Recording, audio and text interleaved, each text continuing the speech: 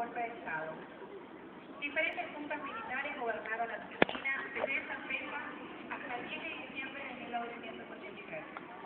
Durante esos años, el gobierno militar tomó medidas, como controlar la libertad de expresión, de opinión y de pensamiento. Por ejemplo, prohibieron a la gente andar por la calle a cierta hora y censuraron algunas radios, diarios y editoriales. Además, muchas personas fueron secuestradas por no cumplir con esas medidas o por pensar diferente. Otros se tuvieron que ir del país y muchísimos jóvenes perdieron su vida defendiendo sus ideas.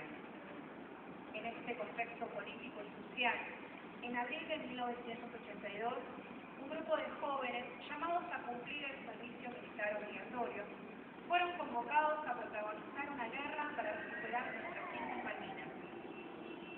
Muchos quedaron en este lugar, otros volvieron con su juventud buscada por los horrores vividos. Estos hombres merecen el reconocimiento de un país que muchas veces les dio la espalda. Hoy, 37 años después del comienzo de la dictadura y gracias al esfuerzo y compromiso de los familiares de los desaparecidos, las voces que se callaron vuelven a gritar con fuerza y todos los argentinos comenzamos a recorrer otros caminos dejando huellas para que las generaciones que vienen detrás puedan seguir por el mismo sendero. Recordamos este día para que nunca más nos vuelva a ocurrir lo mismo, para no olvidarnos de lo que sucedió. Una vez más, recordamos el aniversario del golpe militar más doloroso que viviera nuestra historia. El ejercicio de la memoria nos enriquece y nos permite mirar y reflexionar sobre todo aquello que queremos desterrar para siempre de nuestro país.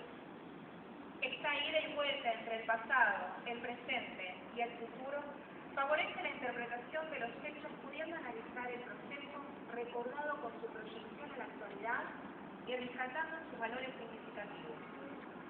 Nuestro deseo es que podamos seguir construyendo entre todos una democracia donde la justicia, la equidad, la tolerancia, la participación y la defensa de los derechos humanos sean el camino para un país mejor. Muchas gracias.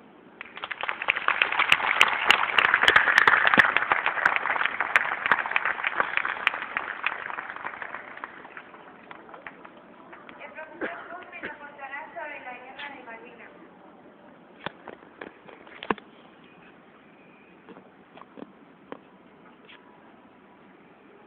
Señoras directoras, señoras subdirectoras, señor secretario, señora secretaria, compañeros docentes, compañeros auxiliares, compañeros de la orquesta, padres, madres, alumnos.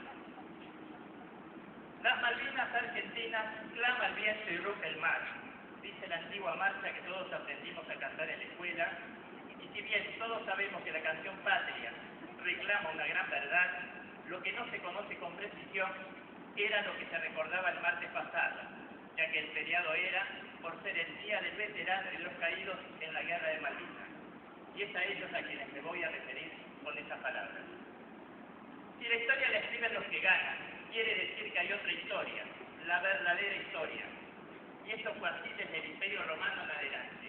La historia de la Guerra de Malvinas todavía no se ha escrito en su totalidad. Solo sabemos relatos parciales, versiones dadas por su protagonista, tanto de Argentina como ingleses. Muchas de estas versiones son interesadas, siempre ocultan alguna cara de la realidad. Voy a intentar dar un pantallazo general de lo que fue la guerra para nosotros. Todos los argentinos, e incluso los hermanos latinoamericanos, vivimos aquellos días como lo que era, una gran matriana. Hubo países que dejaron de lado su diferencia con Argentina en esos días y dieron todo de sí para que la comandancia de Malvinas lograra el éxito. Fue así que países como Cuba, Perú, Bolivia y Ecuador se dieron armamento y aviones. Otros más lejanos, como la antigua Unión Soviética, hasta dejaron de lado sus diferencias políticas y dieron logística y más armamento, a pesar de que uno de los grandes argumentos de la Junta Militar de aquellos días era perseguir militantes con la misma ideología que esa potencia. Brasil actuó como abogado personal de nuestro país y nos representó, y defendió en organismos internacionales. No vale recordar a los países hermanos que actuaron equivocadamente a favor de Inglaterra. Tampoco es fácil olvidar que quienes condujeron la guerra eran los mismos comandantes militares que venían masacrando a miles de personas en los sótanos de la ESMA y en cuanto cuartel militar había en la época.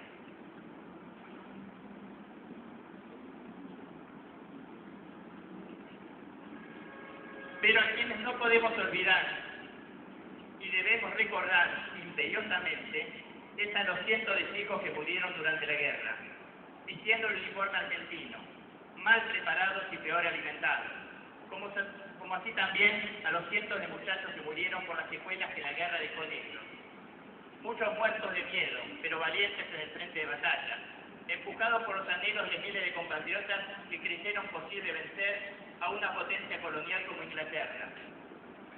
Una de tantas provincias del interior fue su tierra, en comparación a Buenos Aires, fueron la mayoría, porque los militares siempre supieron que no conviene que se sepa que muere gente en la guerra, como lo definió nuestro escritor Jorge Luis Borges en su Milonga del Muerto.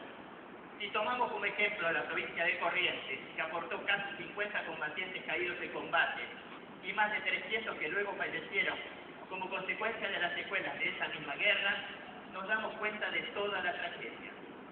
Fue muy publicitada la convocatoria a un batallón de cuchilleros correntinos para enfrentar a los tristemente famosos burkas, que eran mercenarios coloniales de Nepal, que combatían con sus propios uniformes y armados por grandes espadas y hachas. Claro está, de nuestros correntinos no murió ninguno. Aquellos coristas, palabra rara hoy en día, pero muy conocida en aquella época porque designaba a los ciudadanos que cumplían el servicio militar obligatorio y devenía de la frase corre, limpia y barre, por la pobre instrucción que recibían en los cuarteles militares. Aquellos colimbas, decía, llegaron de las islas, luego de la derrota, escondidos a Buenos Aires, no hacia los pueblos y ciudades de las provincias de donde se la ingeniaron para recibirlos como lo que eran, héroes sobrevivientes, de la que fue uno de los últimos crímenes de esa dictadura militar. Pero sería injusto también meter en la misma bolsa toda la oficialidad de la guerra. Hubo gente que fue con sus soldados al frente de la batalla. Yo conocí personalmente a varios que eran leyendas vivas en sus propios cuarteles. A otros los conocimos en las crónicas de guerra. Estos oficiales fueron los aviadores, ya que por cada avión caído en combate se debe contar al menos a un oficial. Fueron 55 contra los 47 aviones derribados bajo fuego. Tengamos en cuenta que esta es la única fuerza que no había conocido una batalla argentina, debido a que depende de un adelanto tecnológico militar, como el uso de aviones en la guerra. Malvinas fue su bautismo bajo fuego. Lo cierto es que quienes vivimos aquellos años fuimos testigos de un hecho histórico, el enfrentamiento de dos ejércitos de países occidentales, el último en la historia probablemente, como también el último con armas convencionales, donde la tecnología fue decisiva, pero también lo fue la pericia de quienes combatieron. Para los ingleses, también fue una sorpresa. Hacía tiempo que sus tropas no enfrentaban milicias tan mal preparadas, pero impulsadas por semejante patriotismo, fortalecidas por los sueños de reparación postergada. Hoy en día, en Malvinas, nos quedan 237 tumbas de compatriotas, soldados de la patria grande, aquella que empezaron a construir las fuerzas de San Martín y Bolívar, luchando contra el imperio colonial de esa época. Entre esos muertos hay 123 soldados argentinos solo conocidos por Dios, como reza en cada una de sus tumbas, esperando, no solo por su identidad, sino porque la causa por la que dejaron la vida llegue a éxito, y el suelo patrio no solo se circunscriba al cementerio donde nos espera y puedan descansar en la paz merecida de un suelo malvinense y argentino. Dentro de unos meses tendremos una fecha para hablar de Malvinas, de cómo nos las gustaron, de cómo se las reclamó a lo largo de la historia y de cuán importantes y fundamentales son como parte de nuestra soberanía territorial. Pero esta sí es otra historia. Muchas gracias.